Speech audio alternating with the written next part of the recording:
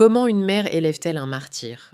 Comment une mère qui est censée aimer son enfant plus que tout au monde peut-elle penser que la bonne façon de vivre, c'est de transformer cet enfant en quelqu'un qui va aller faire le mal dans ce monde? Je pense que c'est une question que beaucoup d'entre nous se sont posées. Et beaucoup d'entre nous ont aussi simplement évité d'y faire face. On s'est dit: «Ben non, les mères ne sont pas vraiment responsables». Mais cette vidéo circule beaucoup parce que c'est un rappel très, très important, que l'endoctrinement commence à la maison, surtout que c'est la fête des mères ce week-end. Nous apprécions tous ce qu'est une bonne mère. Mais à quoi ressemble une mauvaise mère?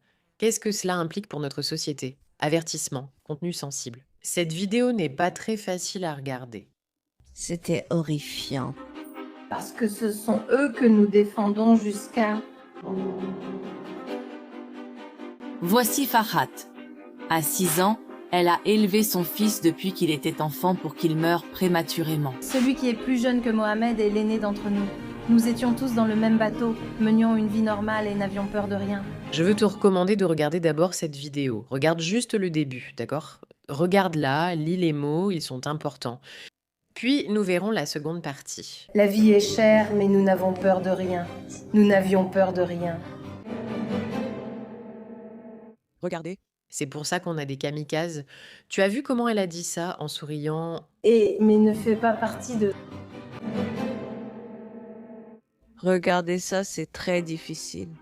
Où trouves-tu l'état d'esprit pour emprunter cette voie et te sentir comme lavé du cerveau ou conditionné? Ça ne m'a pas rendu triste, ça m'a mise en colère. C'est abject pour moi, c'est triste. Toute vie est précieuse. Pour moi, c'est comme un film de science-fiction. Incompréhensible que des êtres humains donnent leurs enfants avec joie pour mourir. Avec joie pour mourir, d'accord? Je veux juste être claire sur ce qui se passe ici. Voici des images de mères ordinaires dans le mouvement islamiste qui se sont impliquées elles-mêmes.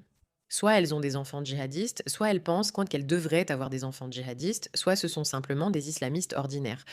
Ici, nous découvrons ce qu'elles pensent vraiment et leur objectif en tant que mères.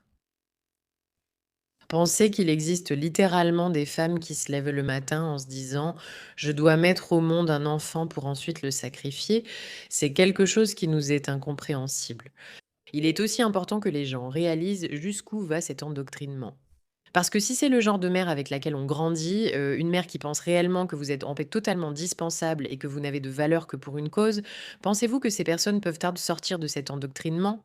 Rien que les dégâts psychologiques que cela cause. Oubliez leur système de croyance, rien que les dégâts psychologiques d'offrir d'une mère qui vous dit toute votre vie que la meilleure chose que vous puissiez faire, c'est d'être quelqu'un qui se suicide. Combien de personnes y a-t-il? 4. 4 55. Pas d'enfants. C'est suffisant. Nous en prendrons 4. Les 4 sont partis. Cette maman, combien d'enfants martyrs as-tu? Il y en a quelques-uns. 4, et j'en suis fière.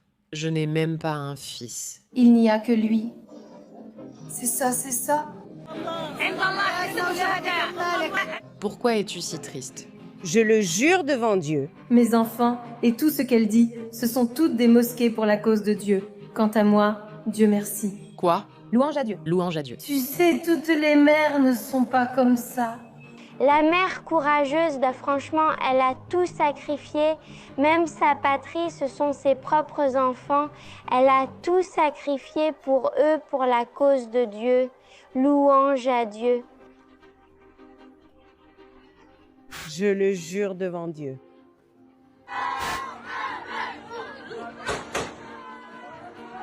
J'ai un fils d'1 an, le seul fils que j'élève, et je pense seulement à l'aimer et à le protéger. J'ai mis mon fils au monde pour qu'il vive la plus longue vie possible, pour lui offrir tout ce que je peux, qu'il réussisse, qu'il soit en bonne santé et qu'il apporte plus de gentillesse dans ce monde. Je crois que nous pensons tous cela, pourtant regardez ces images d'enfants.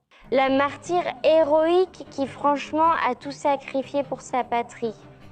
Vous assistez à de l'endoctrinement. De jeunes enfants déclarent que le mieux pour elles est de devenir une.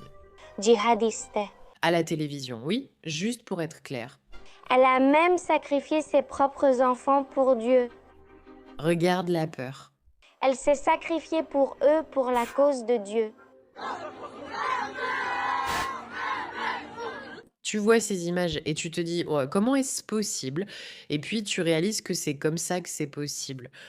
Ces mamans sont là, en mode nous avons perdu nos enfants et ça va à l'encontre de tout ce qu'on nous a appris à croire. C'est pourquoi, quand on dit qu'on fait face à un vrai problème ici, ce n'est pas juste une exagération. Le degré d'endoctrinement, qui n'est tellement pas aligné avec notre système de croyance, est presque incompréhensible. J'ai un fils d'1 an. Le contraire. Tout cela vient du lavage de cerveau. Je suis très reconnaissante, j'ai hâte que ma fille te quitte cette école car demain n'est jamais garanti. Le fait qu'il y ait des bébés élevés pour faire ça et pour admirer ça me fait peur. Et c'est normal que ça te fasse peur. Que cela ne finira jamais. Rien que le fait que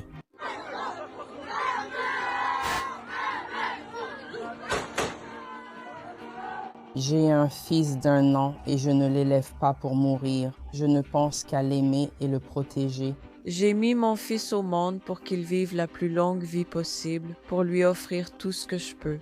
Qu'il réussisse, qu'il soit en bonne santé et qu'il apporte plus de gentillesse dans ce monde. Nous avons eu des enfants pour cette raison. Il est donc essentiel que les gens comprennent quand vous dites que nous faisons face à profondément enraciné et tellement en décalage avec ce en quoi l'Occident croit, avec les valeurs de notre société. Vous faites face à des personnes qui n'ont aucun problème à détruire ce qu'il y a de plus important pour notre société. Nous faisons face à un tel endoctrinement qu'il ne s'agit plus seulement de ne pas aimer certaines personnes, mais de devoir les exclure de nos sociétés. Il est tellement dangereux d'être entouré de cette mentalité. Ce que nous venons de voir, ce sont des mères et elles sont absolument à l'opposé. Tout cela vient du lavage de cerveau. Je suis très reconnaissante d'avoir mon enfant, j'ai hâte que ma fille prenne le bus, je l'aime, parce que rien n'est garanti pour demain. Le fait qu'il y ait des bébés élevés pour faire cela et pour admirer cela me fait peur, car j'ai l'impression que ça ne finira jamais.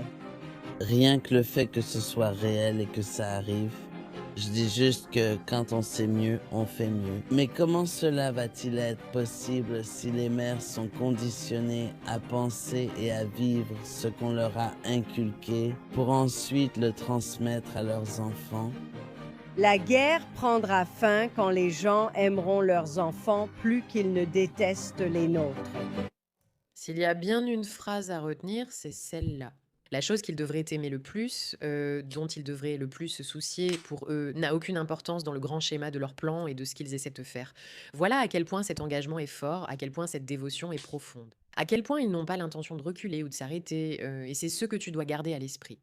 Non seulement c'est aberrant et déchirant de voir cela, absolument déchirant, mais c'est surtout un rappel pour nous à quel point cette menace est vraiment insensée, à quel point elle est profonde à tous les niveaux. Elle imprègne tout. Ces personnes de droite ne doivent-elles pas être intégrées puis à nos sociétés si nous voulons protéger ce qui compte pour nous, les enfants, les femmes, la famille et l'avenir. Merci de votre attention.